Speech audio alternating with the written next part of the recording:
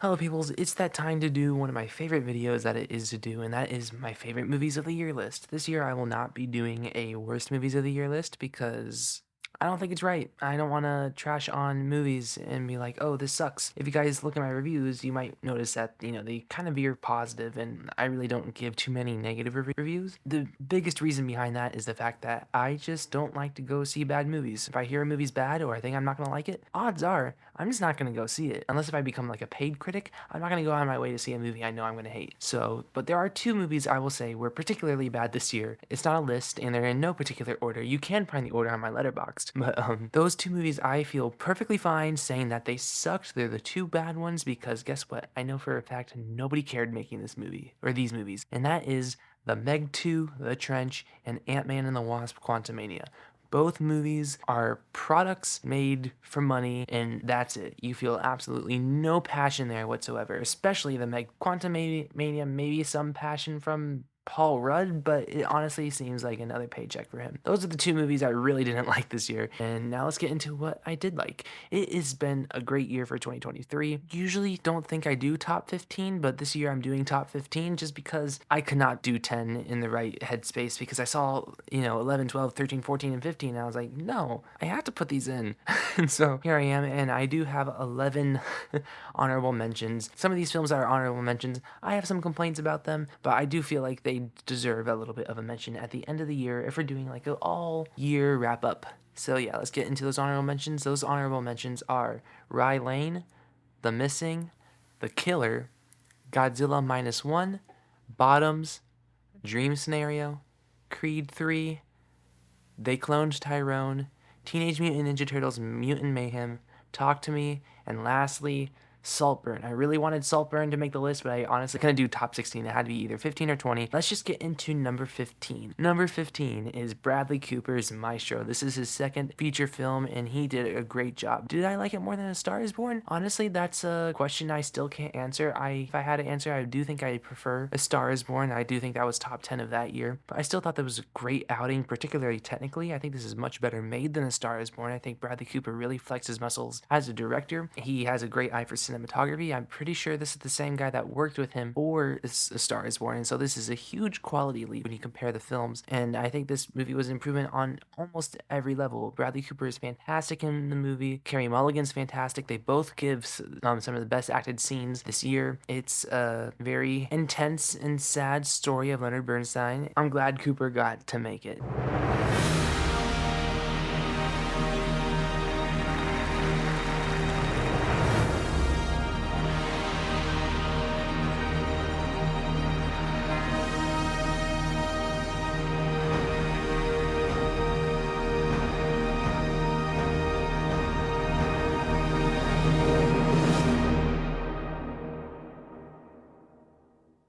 Number 14 is May December. This is a movie that I did not review. I just watched it, tweeted about it, and little letterboxed review. But besides that, I haven't really talked about this movie. And honestly, I struggled to put words to this film. I really, really like this movie, but yet I can't necessarily tell you why.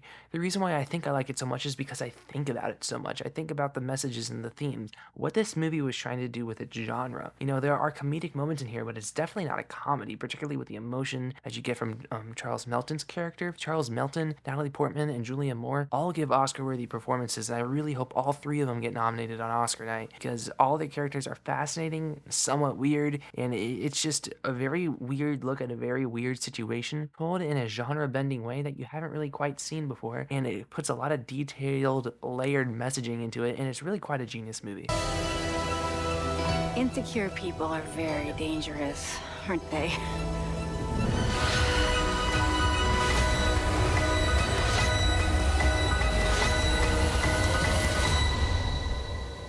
You're crazy.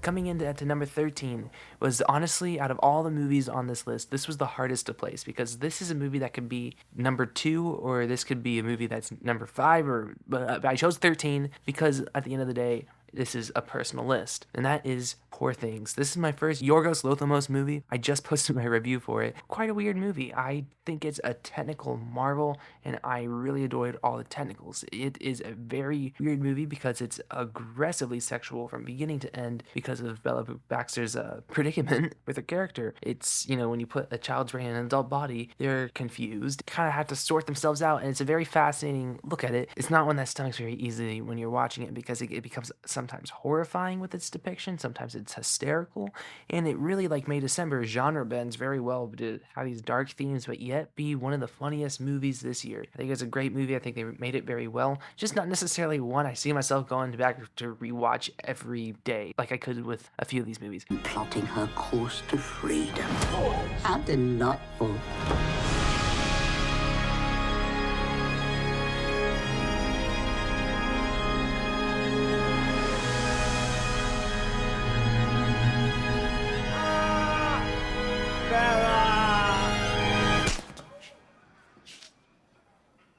Oh.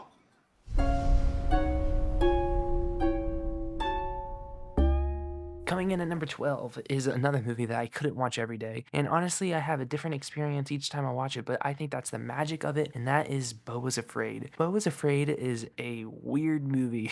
The first time I watched Beau Was Afraid, I thought the first half flew by and the second half dragged on. The second time, the first half dragged on and the second half flew by. But I keep on thinking about it. I go back and I reflect on this 3-hour Ari Aster film starring Joaquin Phoenix. Honestly, Joaquin Phoenix gives one of the best performances this year. He truly gives an Oscar-worthy performance in this film, but this movie is not something that the Academy will recognize. I do have the Blu-ray right here in front of me, by the way, because I've watched it once or twice. It's a weird, emotional odyssey for his character and explores him in horrifying ways, and it's almost a character study in the most dark and disturbing ways, and honestly, it does make people think, is Ari Aster okay? I mean, I think he is okay. I think if you're producing something like this dark, it's almost a little healthy, even if it is this dark. It's almost like in the same boat as Poor Things. It's not necessarily I can go watch this one every day, but if I'm in the mood for it, it could really hit. Why did you lie to me?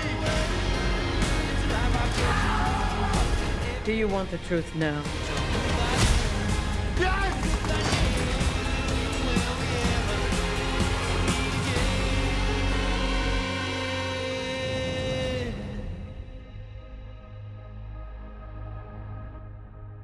Coming in at number 11 is The Holdovers. The Holdovers was a big surprise. I saw the trailer. I was like, okay, we'll see. And I saw the movie, and I thought it was great. It's a very emotional film. It's a very thematic film. It sounds like a broken record with the praise for this film, but it really is a great depiction of how people feel during the holidays. And that is just your joy and bittersweet and hate and warmth all mixed in to one, and you get this really emotional experience when you're in the holidays. And I think this movie depicts it very well. 3 characters who all are fantastic in this movie. This year is quite the year for just trios being great in a movie, or duos. This year we have a lot of great ensemble films. The Holdovers was purely maybe one of the better ensembles. Maybe I think the best ensemble is the next movie I'm about to say, and it's not Oppenheimer. The Holdovers really unlocked emotions that you haven't really seen depicted in film before when it comes to Christmas time. And so thank you, Alexander Payne. Also, this was filmed in my grandmother's hometown, and I took her to see it, and she had a blast watching it because she kept pointing at this bridge in the movie and saying that's where her father and her used to walk every day. And so it really added layers to that hominess feel. And I think, honestly, maybe I should have this even higher because I'm talking myself into it. But nope, this is what I decided on. This is your Rubicon. Do not cross the Rubicon. The Holdovers.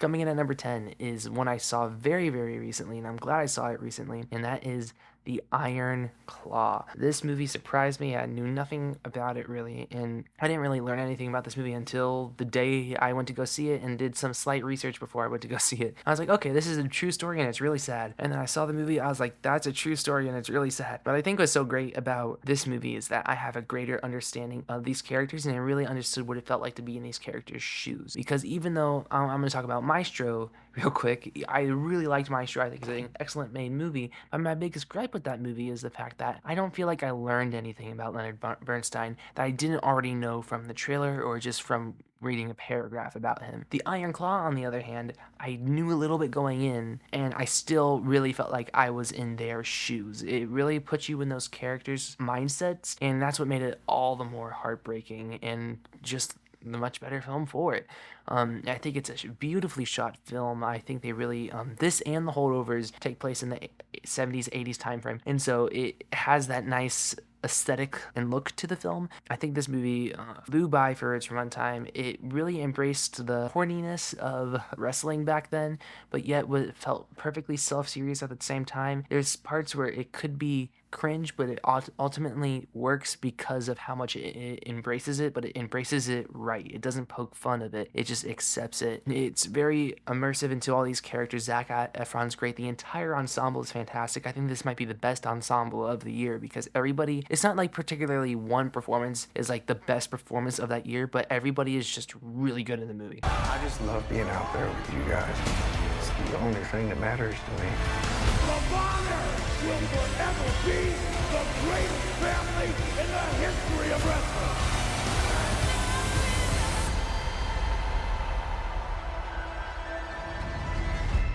I will also say before I get into top 9, I know this is a weird place to stop. There's 2 films in particular. I wanted to see them, but just their limited releases and their release strategies just almost make it impossible for me to see my video. And those are American Fiction and The Zone of Interest. Got into this list. American Fiction, it looks like I won't be seeing that until like mid to late January. Number 9 is Martin Scorsese's Killers of the Flower Moon. This movie was dark.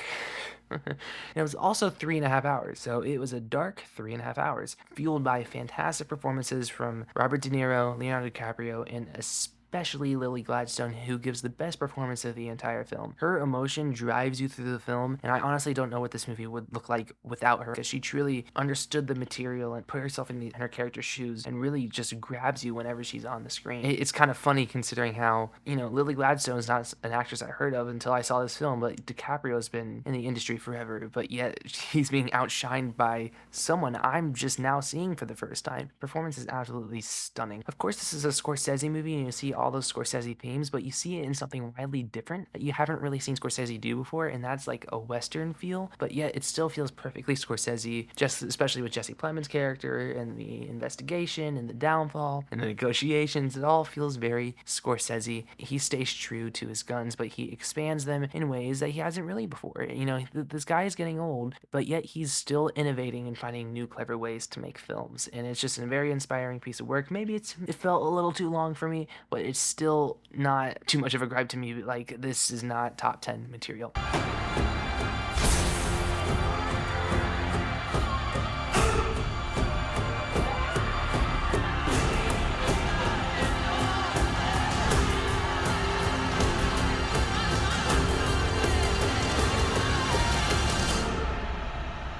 Can you find the wolves in this picture?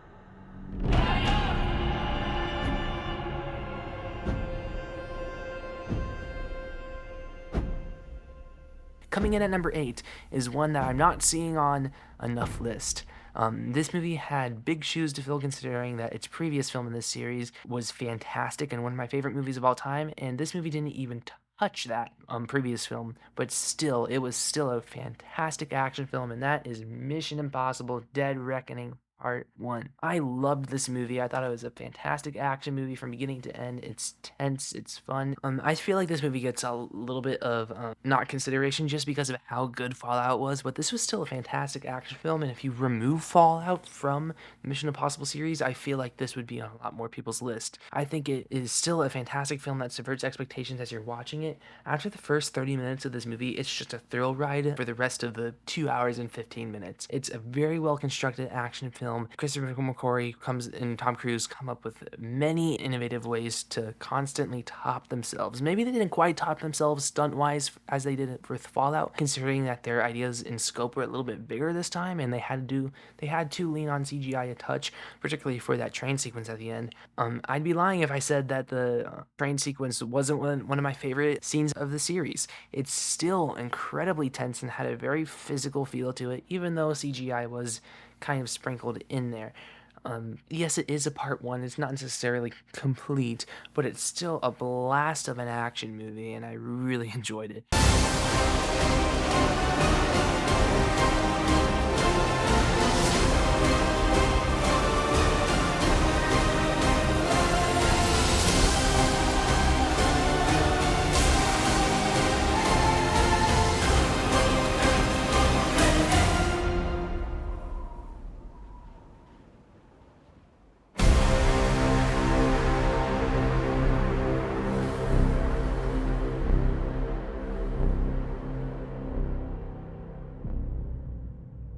Coming in at number 7 is another movie that's gonna make me seem, I don't want to say dumb, but like not a very educated or like good person when it comes to movies. It feels like by me putting this movie on this list, I feel like I'm betraying society because of the genre.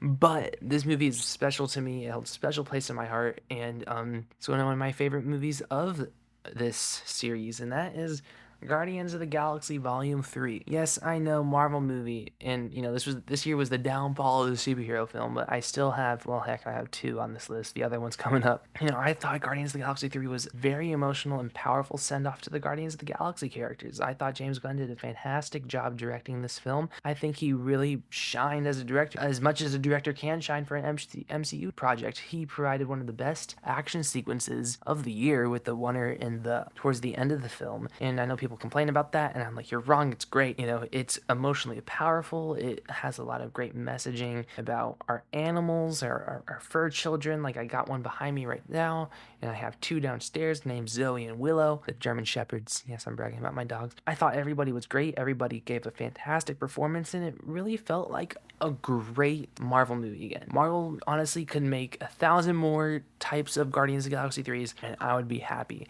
Yes, there's poor CGI here and there. The strong James Gunn heart and the overall effort put into the film feels so much more compared to what we got in the Marvels or in Ant-Man and the Wasp: Quantumania. The heart and soul is there, and that's what I miss about the MCU, and I'm just glad that we got one last really good one before James Gunn left. We'll all fly away together. One last time. Into the forever. That beautiful sky.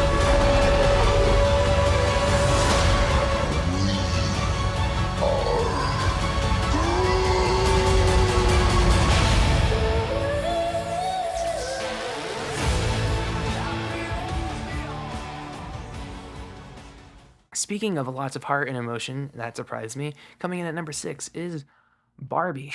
When I heard that this movie was coming out this year, I was like, okay. And then, everyone was talking about, Greta Gerwig and Noah Baumbach being involved with the project. And I was like, okay. But, I'm one of those people that, like, a Barbie movie just never interested me, no matter who was making it. And then, the hype started happening. And then I saw the movie and I was like, wait, this is genius. Because what's so special about Barbie, and what I think makes this movie such a classic and will be remembered for the years, is the fact that anybody can watch this film and get something really important out of it, no matter who you are, what your age is, or what gender you are. It's really a movie anyone can watch and get something out of. Most movies have something that it slightly caters to. A kid won't get as much out of The Killer as a 50-year-old guy would. So it's definitely a movie that the Killer is not necessarily accessible to everybody, but Barbie finds a way to be so accessible to literally everyone. If you have an issue with Barbie, or if you think it's like not necessarily for you, I just think you're being a little mean to the movie, because it's honestly a movie that I've shown people who were skeptical of it because I don't want to see a Barbie movie, then love the movie. I think it's really funny in all the right ways. It's great for kids. It has adult humor that's not too edgy for kids. It really struck that perfect balance. Margot Robbie is great as Barbie. Ryan Gosling is fantastic as Ken. They both gave a fantastic duo performance. I really wish that Margot Robbie got a little bit more love for Barbie, considering the amount of love that Ryan Gosling is getting for Ken. But I'm just happy that this movie was as successful as it was. Even if it is based on an IP, it's still a really strong film. Okay, ladies, let's do this.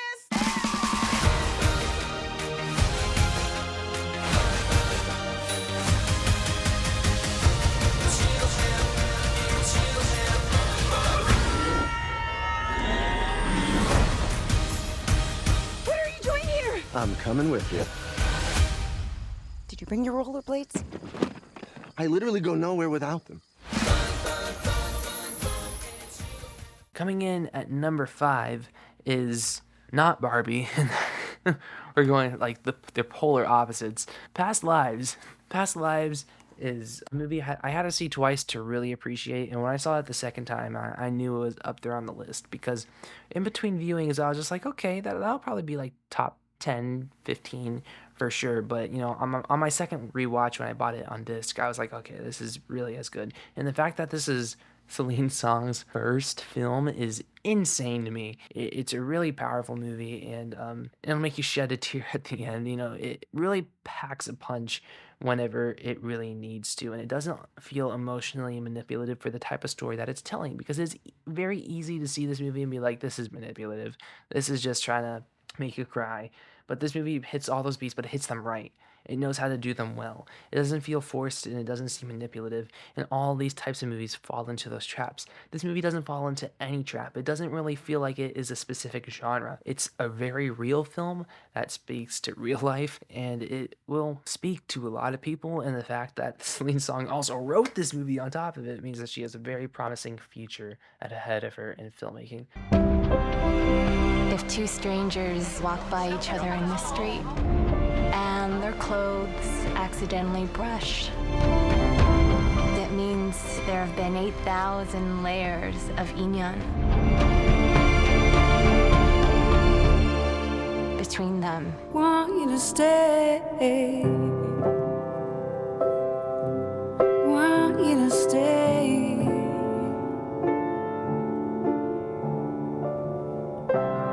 Top 4. These 4 films are the 4 films I gave 5 stars. If you follow on Letterboxd, of course, I'm very sparing on 5 stars, considering that I've seen how many movies this year? 66 movies this year, about to be 67 tomorrow. 4 of them are 5 stars, so I don't like to give them out too much, because it's like the golden buzzer on America's Got Talent. Like, I don't watch that show anymore, but you gotta be, if something's special, you really want to say that it's special. This movie is one that started this year as an incredibly special film to everybody. And then, it came out, somewhat early in the year, then it kind of trickled away from everybody, and now it's like number 8 or number 10. Here I'm giving it number 4, and that is John Wick Chapter 4. I was a skeptic going into John Wick Chapter 4, considering that I thought the series was getting progressively downhill. I adore Chapter 1. It's one of my favorite action movies, and I still prefer Chapter 1 to Chapter 4. Chapter 2 was very, very good. Maybe not as much as I liked 1. And Chapter 3, I thought was a great action movie, but honestly was a little too far for what I liked for these movies. And so John Wick Chapter 4, I thought maybe we were just going too big, too bombastic, to the point where I don't necessarily feel the style anymore. The thing is, I love big bombastic stuff, and I love style, so I was really hoping that John Wick 4 could mash them together and get some secret sauce and make it work. Thank God John Wick 4 did that and found that secret sauce for the second half of the film. The first half of John Wick 4 is still a great movie. I would say John Wick Chapter 4, the first half is like a 9 out of 10, but then the second half of John Wick Chapter 4 is where the movie really gets to cooking and becomes the true like 9.5 or whatever I have it at. This movie has so many iconic action sequences that are already the best in the series. I thought it'd be a miracle if this movie topped the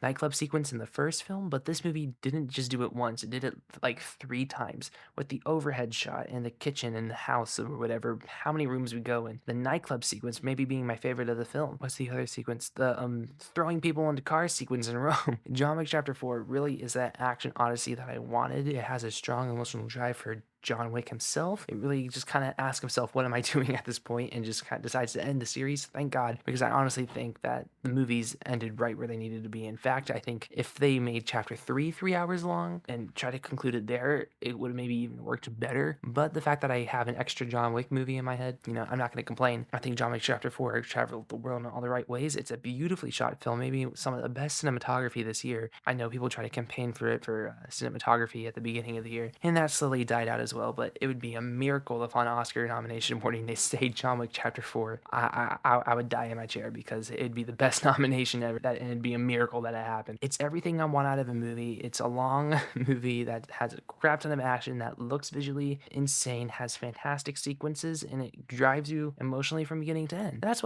all I really want in movies, John Wick Chapter 4, fantastic, fantastic, fantastic. The only way John Wick will ever have freedom and peace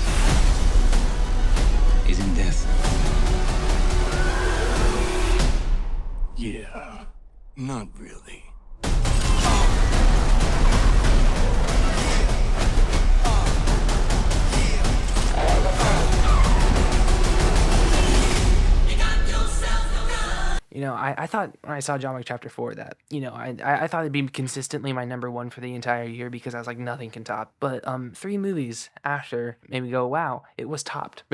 And the first one I want to talk about is Spider-Man Across the Spiderverse. And what shocked me the most about this one is I like the first film, Into the Spiderverse, but I didn't quite love it like other people did. I don't think it's one of the best comic book movies of all time, but I think it's a great Spider-Man film. Across the Spiderverse, though, I think that's one of the best comic book movies of all time. Across the Spiderverse really understands the Spider-Man character, not that Into the Spiderverse didn't, but I thought this movie was so much more engrossing and investing. And even though people could complain, oh, it's half a story, who cares?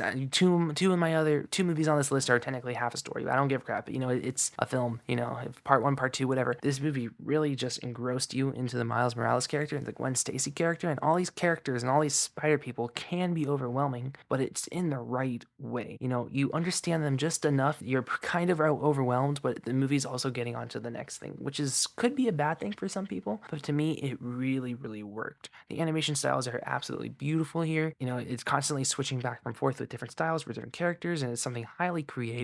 Even though if this movie did have to somewhat abuse their animators, it looks great, but come on, Sony, please give them a little bit more leeway for Beyond the Spider-Verse because the working conditions for this film were absolutely horrendous, from what I've heard. On the bright side, they made a fantastic film, one of the best Spider-Man movies, if not the best Spider-Man movie. Stanley once said that anybody could wear the mask. The Spider-Verse films is what literally embodies that.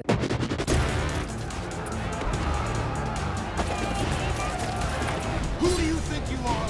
Really? We are supposed to be the good guys. We are.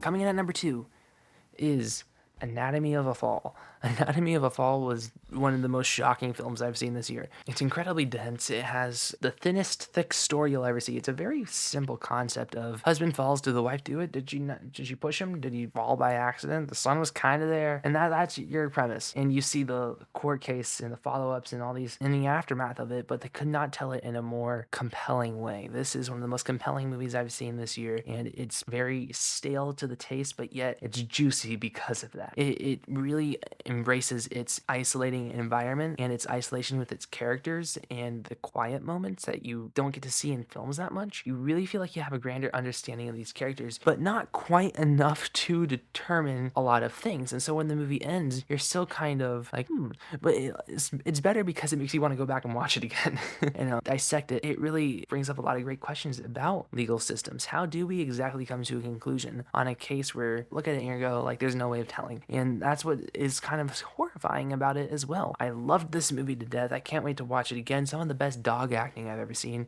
The child performance here was absolutely insane. One of the best child performances I've ever seen. Sandra Huller, fantastic in this movie. I hope this movie doesn't get underlooked. I hope it can get a Best Picture nomination, even though it won't be eligible for Best International Film. But I really am holding out hope that this can get a Best Picture nomination. You complain about the life that you chose. You're not a victim. Not at all. Be fair. I am a man who's been cheated on.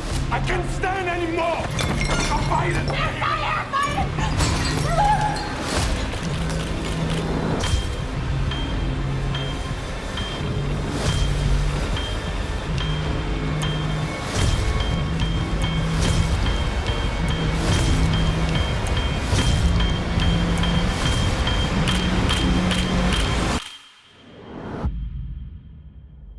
I'm innocent, you know that, right?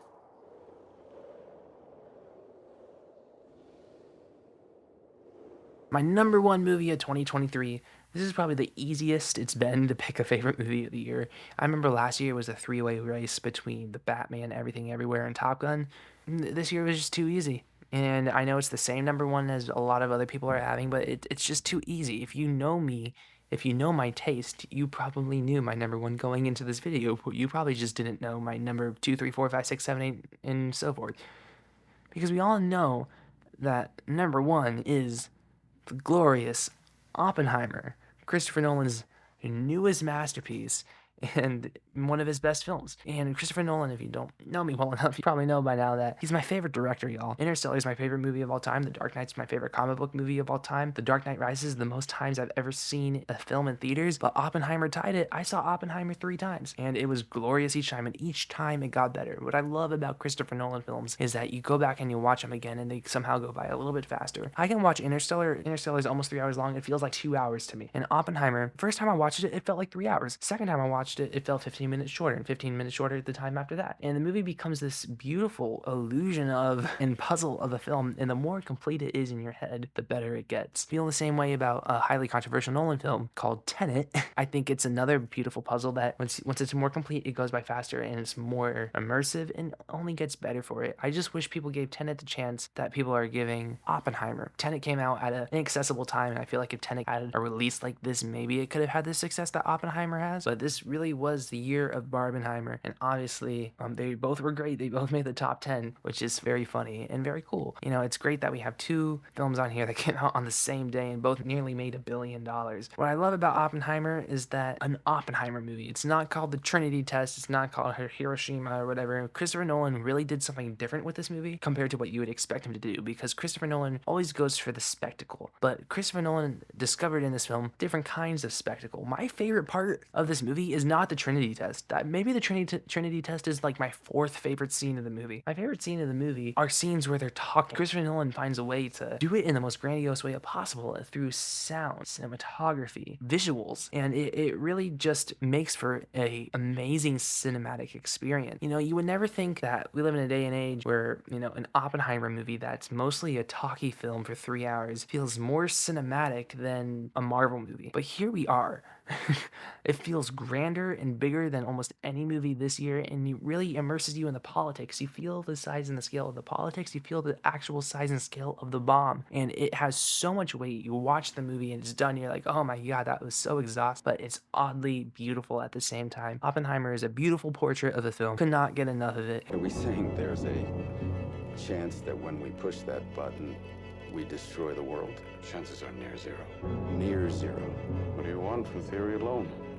Zero would be nice.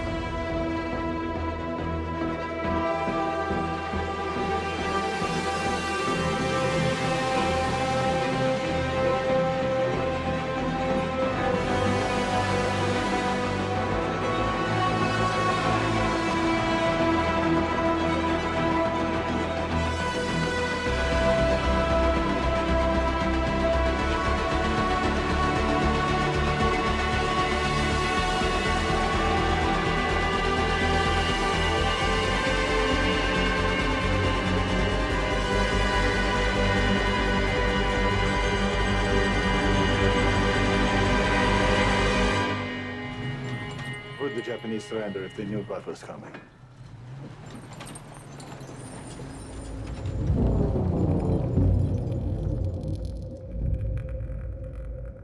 Now that Dune 2's been delayed, you know, I'm curious where it would have placed, and I'll find out where it's been placed in 2 months, but I'm glad that I did not have to put it on the same list as Oppenheimer, because if Dune 2 is going to be as good as I expect that it's going to be, I don't know what I would have done. I probably would have been in an emotional crisis. I probably would have done a tie if Dune 2 is as good as I think it's going to be, because I could watch Dune 2 and there would be a few issues I didn't expect. But as of right now, Oppenheimer is the #1 movie of 2023. It will likely remain the #1 movie of 2023.